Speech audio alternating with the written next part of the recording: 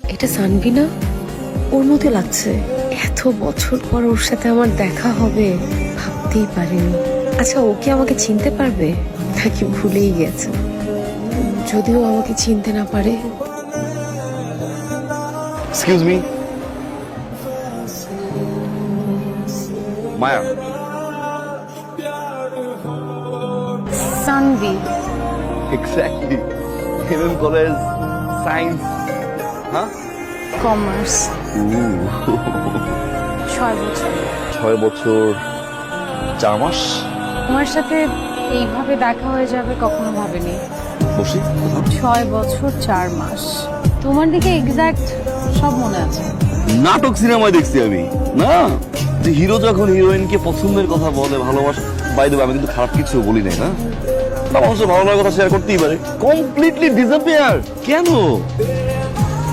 তোমার বান্ধবীদের কাছে আমি তোমার খোঁজ দিছি, তোমার আত্মীয় স্বজনের কাছে খোঁজ দিছি, কেউ জানে না যে তুমি কোথায়। কিছু কিছু মানুষ তো পৃথিবী থেকেও হারিয়ে যায়। এইটাই তো প্রকৃতির নিয়ম, তাই না? প্রকৃতি চাইলে আবার দেখা করিও দেয়। 6 বছর পরে হোক আর 6 বছর 4 মাস পরে হোক।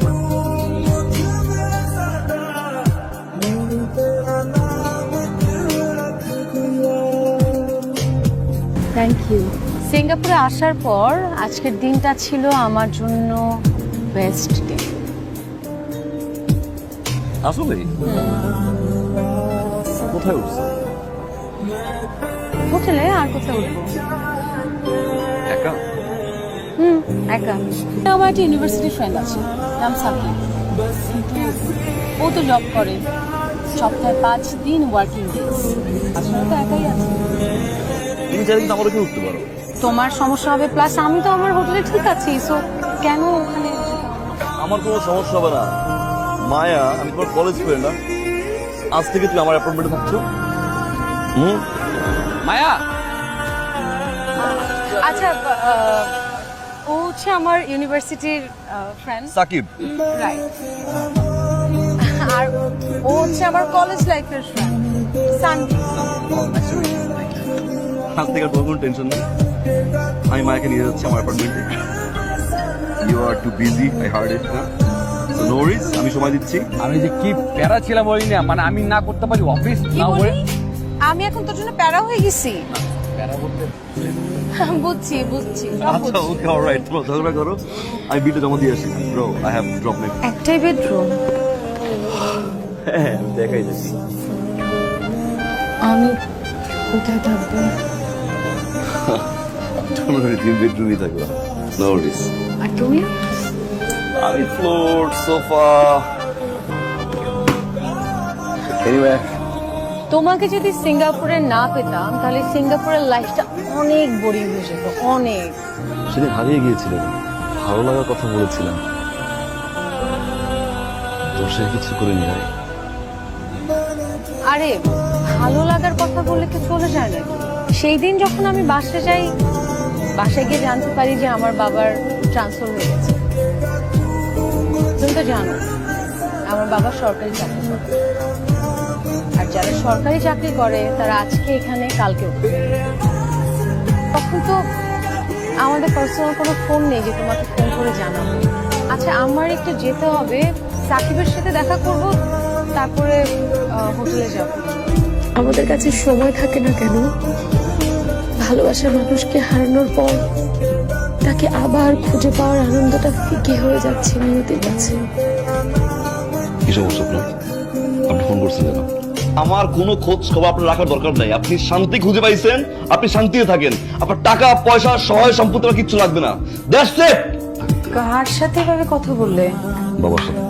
বাবার সাথে কি এভাবে কথা বলে? মা মারা গেছে, একটা মাস হতে পারে, বিয়ে করে ফেলছে। ঠিক আছে, তাই বলে তো নিজের বাবা, নিজের বাবার সাথে কি? নিজে বাবার সাথে কথা বলো। What do you know about her? জানো কি তুমি? Who you want to talk about? কে তুমি? Outsider, outsider.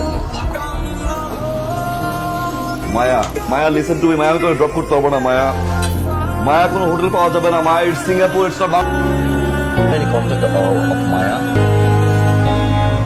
এই সাকিব, ও ম্যান, কি অবস্থা? Good good good good Maya good. আমি তো জিজ্ঞাসা করে তোমার কাছে আসছি, মায়া কোথায়? মায়া তোমার সাথে ছিল, তুমি আমাকে কেন কোশ্চেন করো? মিসআন্ডারস্ট্যান্ডিং থেকে একদম রাগ করে একটু চলে গেছে। আমি ওর হোটেল খুঁজছি বা আশেপাশে সব জায়গায় খুঁজছি, বাট পাই নাই। আই না ভালো কথা। এই তুমি হসপিটালে খোঁজ দিয়েছিলা? হসপিটালে খোঁজ দিব কেন? তুমি জানো না মায়া এখানে কেন আসছে? তুমি কেমন বন্ধু আমি বুঝলাম না এটা। মায়া এখানে আসো ট্রিটমেন্টের জন্য, মায়ার ব্লাড টেস্ট। তুমি মানে তুমি উল্টা এখন ভাই আমাকে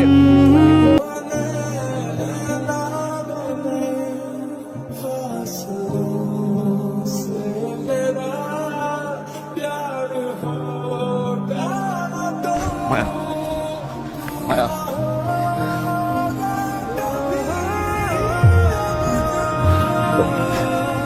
মায়া আমি সরি।